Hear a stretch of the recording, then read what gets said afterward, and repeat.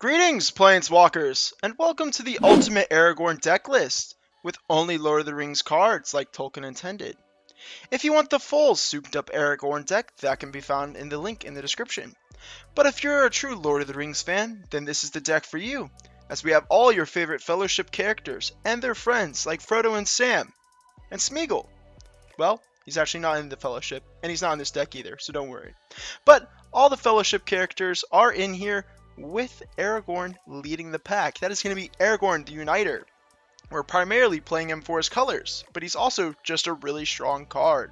If we play a white spell, we make a 1/1.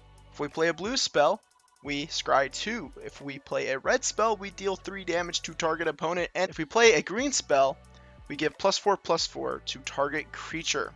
This deck aims to fill the board with creatures and win by overrunning our opponents with flavor. So let's get into those creatures.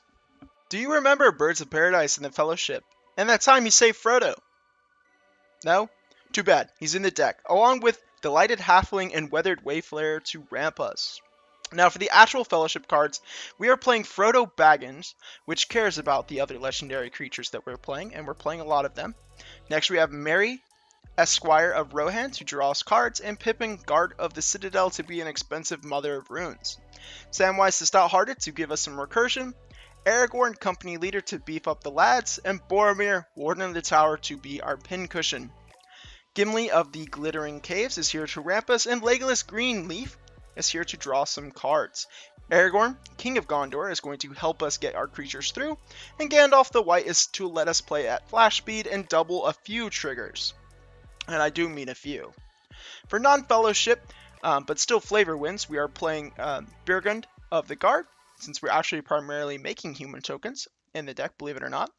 Ymir, Marshal of Rohan, since we play a lot of legendaries, and Irwin, Fearless Knight, to give us some creature removal.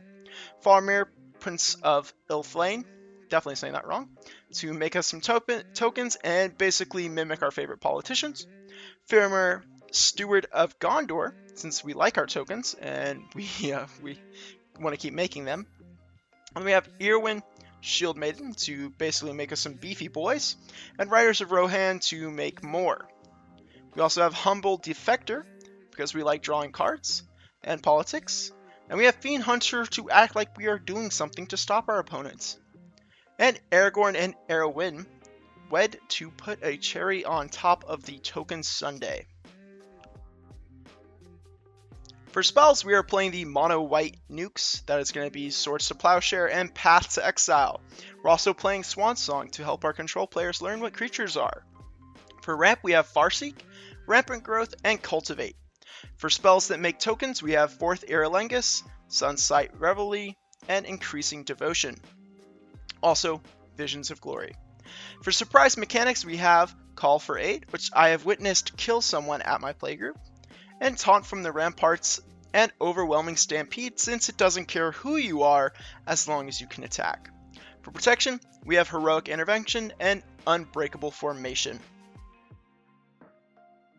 Artifacts and enchantments start with ramp in the form of Arcane Signet, Wayfarer's Bauble, and Thought Vessel.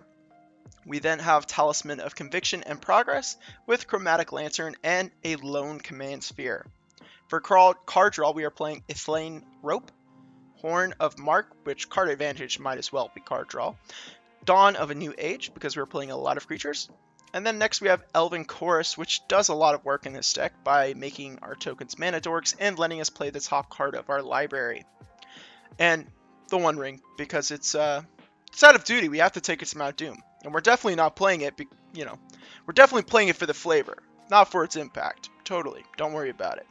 Next we have Token Makers with Andrul, Flame of the West, Sumi, Oath of Earl, and Horn of Gondor. Last we have Protection with Lightning Greaves, Asceticism, and Mithril Coat.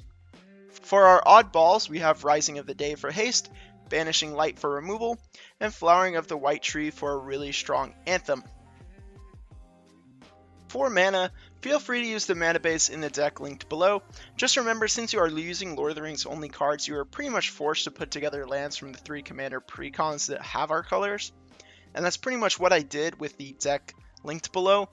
Only I did play a few of the like Castle Artevedal type cards that weren't either any of them, but they did print for Commander and kind of like the lucky pull that you can get from the like the really expensive boxes, the premium boxes. I forget what they're called.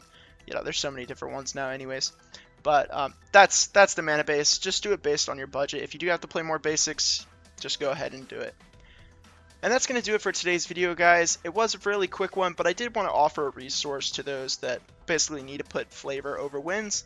And if that's you, I do salute you as one connoisseur to another, and I'll see you guys in the next one.